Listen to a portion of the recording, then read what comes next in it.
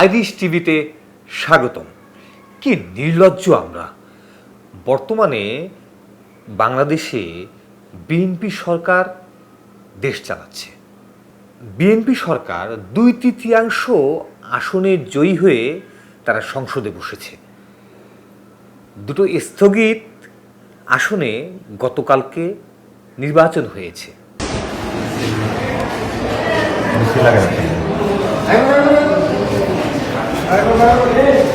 আপনি বড় ভাইয়ের ভর্তি আসছেন, এটা আপনার কে পাঠাইছে? ওইখানে লোক আছে না। আপনি কি এখানের ভোটার? জি জি জি। তাহলে আপনাকে এইভাবে ঘাট ধাক্কাতে বের করে দিচ্ছে, আপনি তো কিছু বললেন না ওনাকে। আমি তো এবার নতুন ভোটার। আমি আপনি কি কাজ করেন? জি জি আমি ভোটার। জি ফেসবুকে নাম তো এনআইডি পাচ্ছেন না, আপনি ফেসবুকে ঢুকতে পাচ্ছেন না। মানে সব সিল মারা নাই তো, মানে আমরা জাম ভয় দেখে সেই জন্য কয়টা করে মারি না।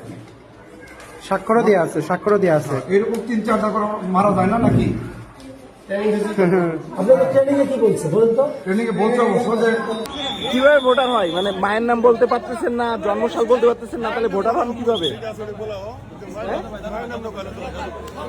হ্যাঁ কই যান আপনি? আর ওনাকে সরাই দিচ্ছেন কেন আপনারা? আপনারা সরাই দিচ্ছেন কেন? সরাই দিচ্ছেন কেন? মানে কি ওনাকে সরাই সিগনেচার করে নিই, সিগনেচার করে নিতে যখন আসবে সিগনেচার করে কেটে দিব। আপনার দরকার কি? এমন তো ভোট দেয় এখানে যে আপনার করতে হবে। কয়েকজন আসছে।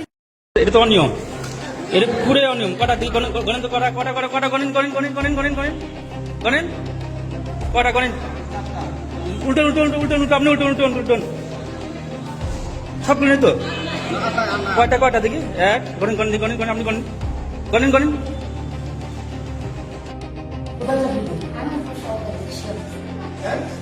শোনেন, আমি 4-5টা সিগন্যাল আছে, লোক আসছে। দেখতে দেন আপনি। আপনাদের যে অনিয়মের কারণে আমাদের কিন্তু 5 প্রাইমারি স্কুলের বিজেপি অফিসার বরখাস্ত হলো।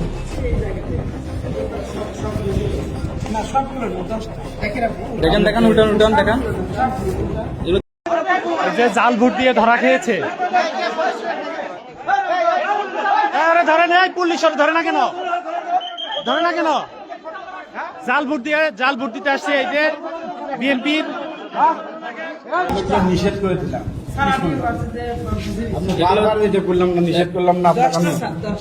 10টাতে সিল মারা হয়েছে। নিষেধ করছো নি? এগুলো সব আমি বারবার নিষেধ করছি, কিন্তু ওই পাশে একটা এরকম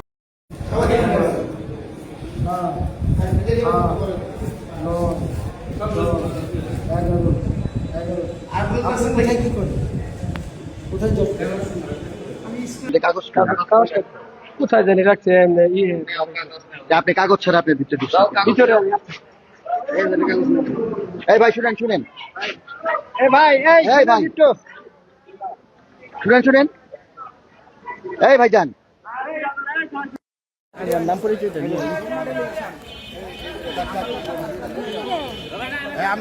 এইখানে থাকতে দেওয়া হয় না এবং বারবার প্রক্সি ভোট দেওয়া হচ্ছে। আমরা বলার পরেও কোনো প্রতিকার না পাওয়াতে আমরা এই ভোটকে বর্জন করলাম এবং আমরা কেন্দ্রে ছেড়ে চলে গেলাম। সজীব চলে আসো।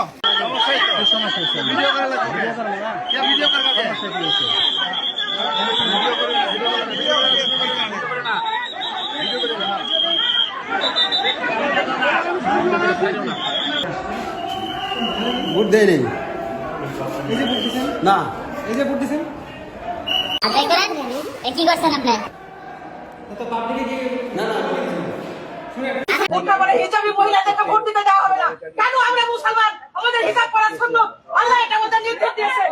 উপনির্বাচন হচ্ছে বগুড়া 6 আসনে। বিএনপির প্রার্থী যিনি আছেন রেজাউল করিম বাদশা, উনি আজকে প্রেস কনফারেন্স করে বলছে যে হিজাব পরা মহিলাদেরকে ভোট দিতে যেতে দেওয়া হবে। ভোটার ছিলেন না, আপনি লাইনে দাঁড়িয়েছিলেন কেন? আপনি লাইনে দাঁড়িয়েছিলেন কেন? আপনি কি ভোটার হয়েছেন? নো। আপনি লাইনে দাঁড়ালেন কেন? হ্যাঁ, আপনি কি ভোটার? না। কেন? কি হয় আপনার? আমি চিনি না। আপনি কি ভোটার? তো এখানে সিরিয়ালে কেন?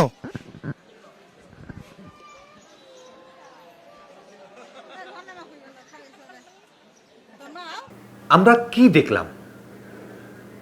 ভোট চুরি, জোচ্চুরি, হামলা, অত্যাচার, প্রশাসন সহ সবাই বিরোধী দলের বিপক্ষে। ভুয়া ভোটারের ক্ষেত্রে বেশিরভাগই কিশোর।